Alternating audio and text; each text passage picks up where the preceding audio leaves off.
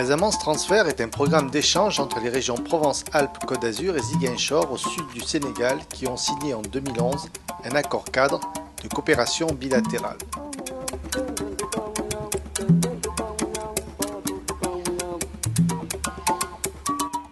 Casamance Transfert est porté par l'association Les Suspects afin d'aider au développement d'initiatives socioculturelles, d'échanges interculturels et de missions de solidarité internationale.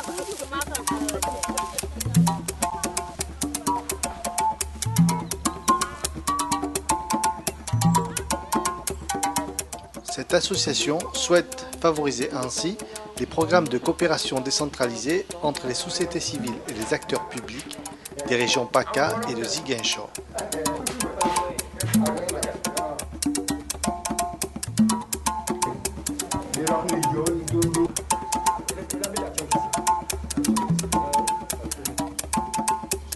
C'est pourquoi nous avons organisé le 8 juin dernier une projection de court-métrage de Rabat Mosba qui nous ont fait découvrir la région casamançaise avec sa nature, sa population et sa culture. Nous avons ensuite débattu sur comment entreprendre en Casamance pour la société civile avec le nouvel accord cadre de coopération décentralisée.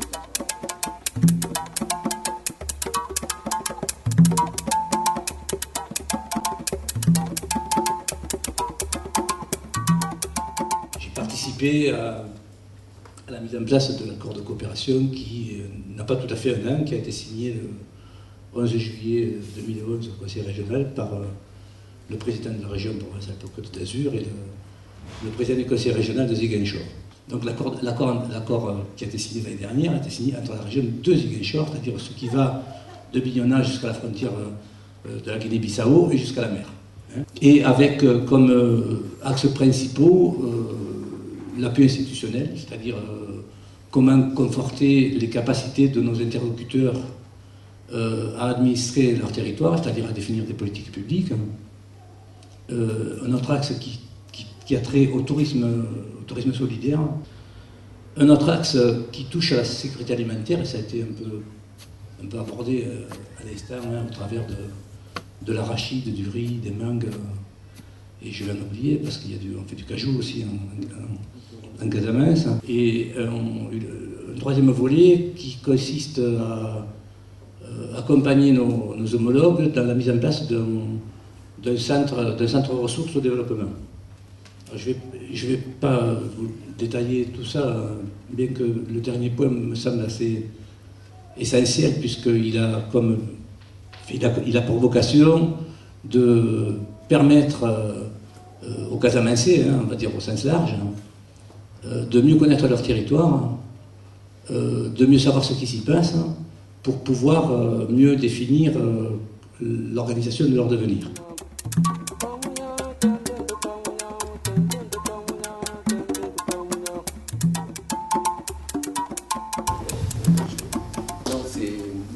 Michel, j'aimerais savoir, je ne sais pas, c'est comment, est-ce que la région, comment vous envisagez d'associer éventuellement les diasporas, s'il y en a, parce que moi c'est un souci majeur, la société civile au sens large, ça on voit bien, et comment, au-delà de un peu l'évolution des coopérations, je pense notamment avec les diasporas issues de l'Afrique subsaharienne, comment on peut travailler, comment on peut utiliser les ressources, je parle de vraies ressources, pas des gens qui sont en France, avec tout la richesse de la double culture, voire de la double nationalité qui est... Bon, c'est un travail qu'on essaie de faire dans le jumelage avec Dakar, par exemple. C'est très difficile, mais est-ce qu'il y a des ouvertures là-dessus, d'aller rechercher, est-ce que c'est un souhait?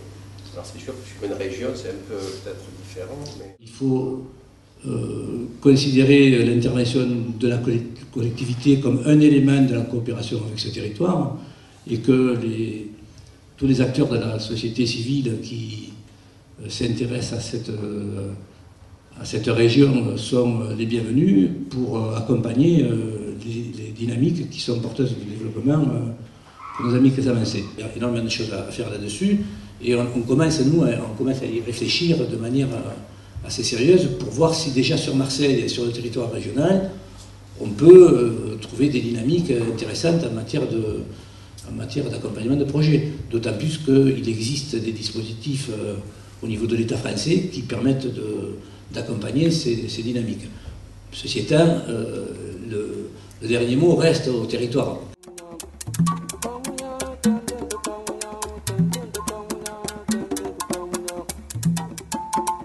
L'accord porte sur un renforcement des capacités, on va dire, de la fonction publique là-bas sur place. C'est avant tout les aider dans la prospective et dans la recherche et les besoins, enfin d'identifier les besoins locaux. Donc on est vraiment dans un renforcement de l'administration quand même. On est dans cette vision-là avant tout. C'est ce qui nous a été demandé par nos interlocuteurs. D'accord. Hein, et c'est ce qu'on essaie de faire avec plus ou moins de bonheur, mais dire, voilà, on est sur nos savoir-faire. Ouais. Et est-ce qu'il y a l'équivalent d'un centre de formation de la fonction territoriale là-bas sur place? Ah, sur place, non. Non. Il y a une école d'administration à Dakar. Ça, d'accord. Et il y a un centre à Dakar, la mairie de Dakar a mis un centre de formation dans le projet de le transformer en centre national, ouvert effectivement aux fonctionnaires. Et est-ce que c'est envisageable l'idée d'un centre de formation à la fonction territoriale décentralisé, par exemple? Est-ce que sur le long terme, par rapport à ça peut être une ambition? Michel, tout est envisageable et toutes les ambitions sont les bienvenues. Après, le problème, c'est qu'il faut mettre en place, il faut mettre des moyens.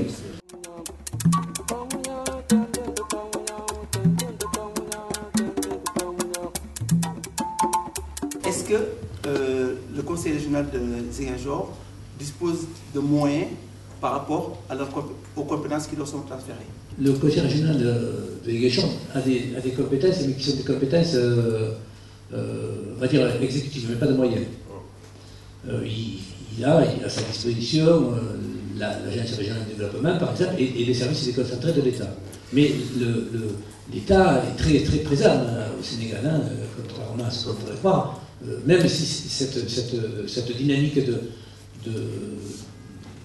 décentralisation est réelle, l'État est là. Donc, voilà.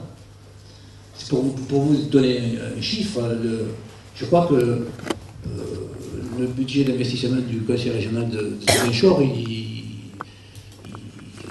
est à peu près au niveau de 60 millions de CFA. Quoi. 60 ou 70 millions de CFA d'investissement. Hein.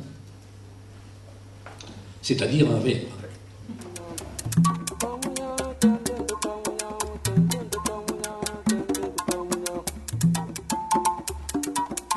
Et est-ce que là-bas, il y a déjà une approche d'avoir des interlocuteurs de la société civile, c'est-à-dire hors gouvernement régional? Est-ce qu'il y a des petites amorces ou des possibilités? La société civile africaine, elle est organisée, hein, peut-être plus et mieux que la nôtre. Hein. Mais tout à fait, c'est pour ça. Donc, il y aura quand même des retours possibles. Bien sûr, il y a une vie associative qui est très large. Très très forte, c'est pour ça. D'accord. Tout à fait.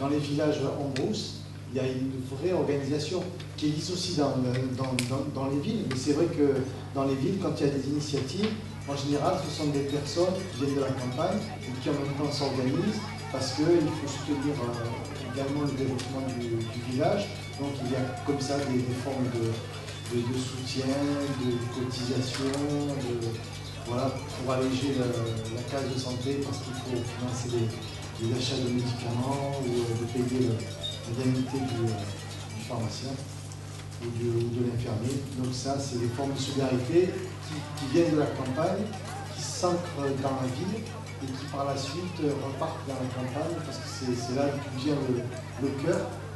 Et Et en Wolof, on appelle ça le Tiosan, c'est de là où tout est parti. Donc c'est vraiment la source. C'est la source des origines, c'est la source de tout pour les Zola et pour les initiés de quel que soit leur groupe culturel. Par rapport un peu à ce qu'on vient de voir, pour revenir un peu à la coopération, comment sont vécues les initiatives venant de l'extérieur? Par exemple, je veux dire, un projet ou un groupe de gens travaillant sur un projet arrivant dans un village ou un groupe de villages. En l'état actuel, des mentalités et de l'historique de la région. Comment ça peut se passer, quelque part? C'est-à-dire que ça suit le même cheminement que ce que vous avez découvert avec l'initiation. C'est-à-dire que la promotion qui a fait l'initiation en 87, elle va d'abord organiser des causeries entre elles pour débattre de ces choses. Et une fois qu'ils auront un fil conducteur, vraiment quelque chose de très concret, à ce moment-là, ils vont en parler avec un qui est plus âgé qu'eux, qui est leur aîné, et qui lui-même va en parler avec sa promotion. Et donc ça suit comme ça un cheminement d'organisation qui n'est pas du tout pyramidal, quoi, mais qui permet que chaque promotion d'initié aborde un thème, aborde un phénomène, et puis après la décision se prendra au niveau de la chefferie du village par rapport à l'intérêt du village. Donc c'est vrai que s'il y a une chefferie dans le village, c'est pour permettre la survie du village. Ça veut dire que toute action qu'on veut mener sur ce type de territoire, ça passe par cette phase-là. Donc il y a tout un moment de prise de contact et d'observation mutuelle et d'explication de ce qu'on veut y faire. Oui, c'est ça, c'est ça.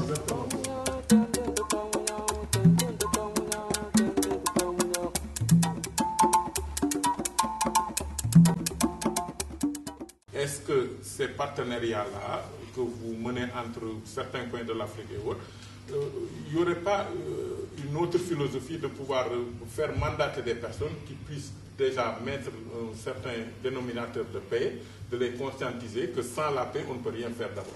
Voilà, qu'il y ait un problème de paix et qu'après, qu'on puisse essayer de tourner sur certaines structures pour trouver des voies et moyens pour le développement individuel ou en fait de certaines régions. Je ne sais pas si vous lisez derrière mes pensées. Si, voilà. Sauf que... Parce que c'est bien beau, je ne vous coupe pas, de pouvoir aider, de faire des partenariats et autres, mais il faut que ces partenariats aussi puissent être pris dans un angle global. Voilà, et que tout un chacun sait que sans une paix, qui peut être un dénominateur commun de n'importe quelle structure ou autre, ça ne peut pas aller plus loin que ça. D'abord, les questions de guerre et de paix ne relèvent pas des collectivités territoriales. Ça c'est le business des États. Tout à fait. Donc, si les États ont la capacité de faire régner la paix et la concorde sur leur territoire, on les félicite. Quand ils ne le font pas, on peut à la limite leur dire qu'ils ne font pas leur boulot. Mais en aucun cas, ça ne relève de nos prérogatives en tant que collectivité territoriale. Il ne faut pas non plus perdre de vue que le développement est un facteur de paix également, et inversement.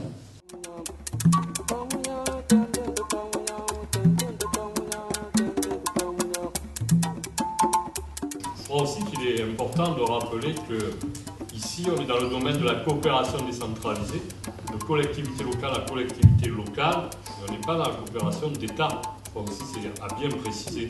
On est à la rencontre de deux collectivités territoriales dans leur propre pays. Donc c'est pour ça qu'il faut bien faire attention. Je veux dire, on est quand même dans une coopération qui est plus proche des individus et qui est quand même en dehors de certains engagements politiques et de géopolitique. On est dans l'action directe et on sort un peu du climat de on va dire entre guillemets de la grande coopération telle qu'on peut connaître. Mais aussi la particularité aussi de l'accord.